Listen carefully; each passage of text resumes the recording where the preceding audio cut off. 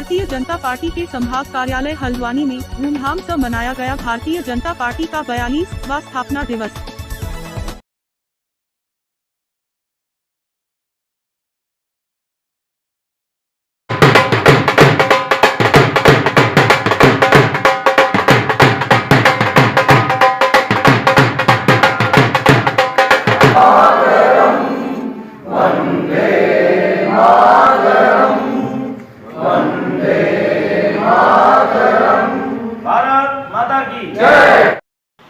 Bharatiya Janata party के संभाग कार्यालय हल्द्वानी में आज भारतीय जनता पार्टी का 42वां स्थापना दिवस धूमधाम से मनाया गया और इस अवसर पर एक रैली का आयोजन किया गया, जिसमें प्रदेश के महामंत्री सुरेश भट्ट ने आज रैली को झंडा दिखाकर यहां पर रवाना की।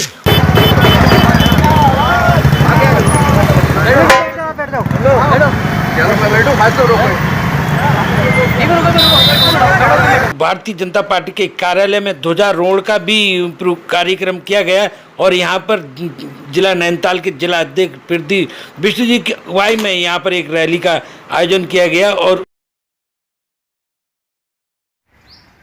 आज भारतीय जनता पार्टी का स्थापना दिवस है, तो आप इस विषय में क्या संदेश देना चाहते हैं? पार्टी और प्रदेश के सारी जनता को मैं शुभकामनाएं देता हूं। स्थापना दिवस का अवसर पर भारतीय जनता पार्टी अभी प्रचंड बहुमत से जीती है। उत्तराखंड की सारी जनता को मैं सरकार बनाने पर धन्यवाद अदा करता हूं। हमारे युवा मुख्यमंत्री के कार्यों को देखते हुए जनता ने भारी बहुमत से पार्टी की जीत दर्ज कराई है। मैं जनता का तहे दिल से धन्यवाद अदा करता हूं। मोदी जी के कार्यों को देखते हुए सारे हिंदुस्तान, देश विदेश, हर जगह उनकी चर्चा और कार्यों को देखते हुए हिंदुस्तान क्या दुनिया की जनता खुश है। मैं आज इस अवसर पर सारी प्रदेश की जनता को धन्यवाद देता हूं सरकार आने पर। देखिए, अभी हम बात कर रहे थे जिला पंचायत उपाध्यक्ष श्री आनंद धर्मपाल जी से। धर्मपाल जी, जो अभी हिंदू नववर्ष चल रहा है, तो आप प्रदेशवासियों के लिए क्या संदेश देना चाह रहे हैं? मैं सबको देवी माँ से कहता हूँ शुभकामनाएं, स्वस्थ रखें, हर खुशहाली लाए उत्तरांचल में। पूरे प्रदेशवासियों को इस अवसर पर धन्यवाद अदा करता हूं और शुभकामनाएं देता हूं। आज 6 अप्रैल भारतीय जनता पार्टी का स्थापना दिवस है। मैं सर्वप्रथम आपके माध्यम से भारतीय जनता पार्टी के 42वें स्थापना दिवस की सभी भारतीय जनता पार्टी के करोड़ों करोड़ कार्यकर्ता, समर्थकों को, शुभचिंतकों को इसकी बहुत बहुत बधाई और शुभकामना देना चाहता हूँ। हम सबका सौभाग्य है कि हम भारतीय जनता पार्टी के कार्यकर्ता हैं। भारतीय जनता पार्टी की स्थापना 6 अप्रैल 1980 को हुई थी।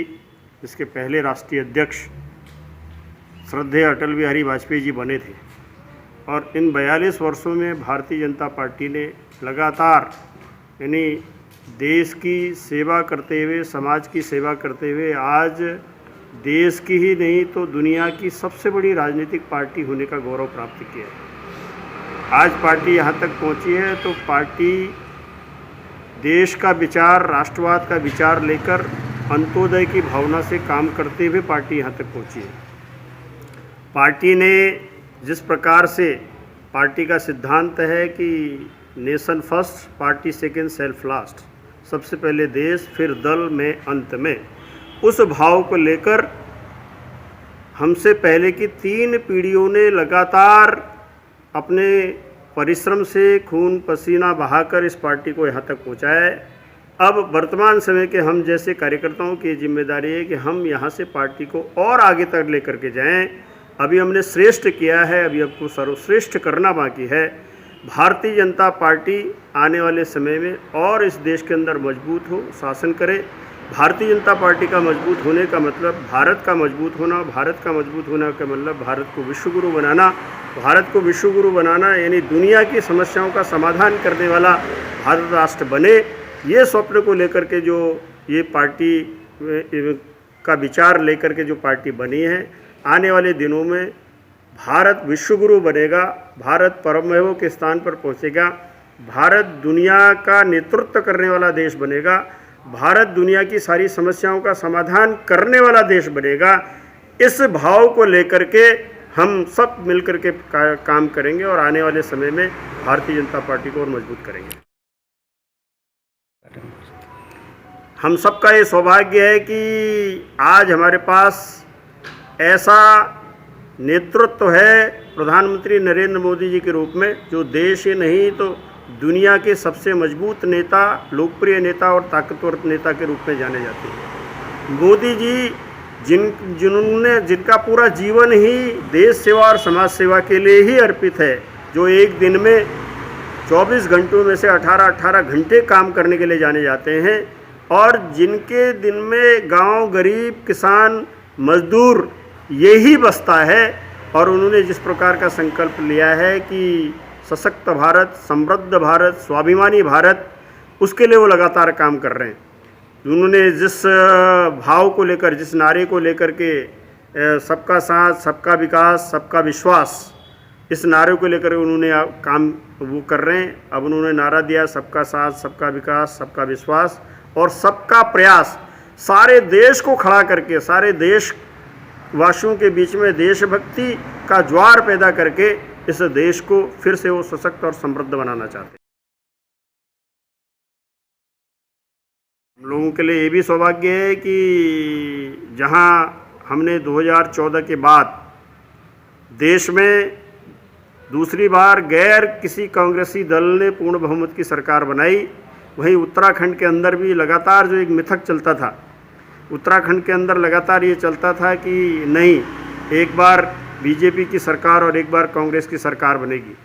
लेकिन इस बार उत्तराखंड की जनता ने और भारतीय जनता पार्टी के कार्यकर्ताओं ने धामी जी के नेतृत्व में ऐसा कमाल करके दिखाया कि ये मिथक तोड़ने का काम किया है।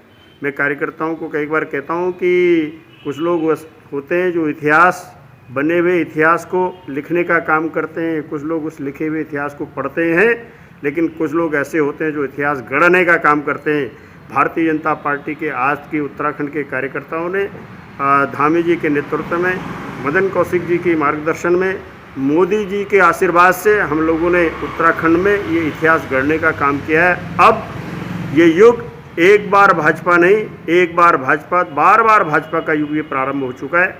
ये वाली शताब्दी जो मोदी जी ने कहा है कि यह शताब्दी उत्तराखंड की शताब्दी होगी। उत्तराखंड देश के विकसित राज्यों में उत्तराखंड शुमार हो, इसके लिए, और उत्तराखंड की शताब्दी, ये शताब्दी उत्तराखंड की शताब्दी बने, इसके लिए धामी जी के नेतृत्व में सरकार काम करेगी। इसी आशा और विश्वास के साथ एक बार पुनः सभी प्रदेशवासियों को, देशवासियों को, कार्यकर्ताओं और समर्थकों को भारतीय जनता पार्टी की स्थापना दिवस की बहुत बहुत बधाई और शुभकामनाएं। धन्यवाद। नववर्ष भी, हिंदू नववर्ष भी चल रही है, तो आप प्रदेशवासियों को क्या संदेश देना चाहेंगे?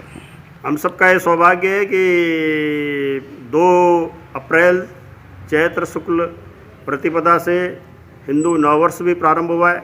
हमारे यहाँ हमारी पौराणिक मान्यता, हमारी परंपरा, हमारा नववर्ष चैत्र शुक्ल प्रतिपदा से प्रारंभ होता है, जब पूरी प्रकृति में हर्षोल्लास होता है, प्रकृति भी पुष्प खिलते हैं, नई कोपलें आती हैं, फसलें बनकर पक करके लहलाती हैं। ऐसे समय में हमारा नववर्ष हम सब के लिए यह वर्ष मंगलकारी हो, शुभकारी हो, सुख शांति और समृद्धि लाने वाला हो। पिछले 2 वर्षों में जिस प्रकार से कोरोना के कारण पूरी मानव सभ्यता पर, मानव जाति पर एक संकट सा दिखाई देता था, अब धीरे धीरे उस संकट के बादल भी छट रहे। हम कोरोना से उबर कर फिर से अपने देश को सुखी, समृद्धशाली और संपन्न बनाने के लिए यह नववर्ष हम सब के लिए मंगलकारी होकर के आए। इसी कामना के साथ सबको नववर्ष की भी बहुत बहुत बधाई और शुभकामनाएं।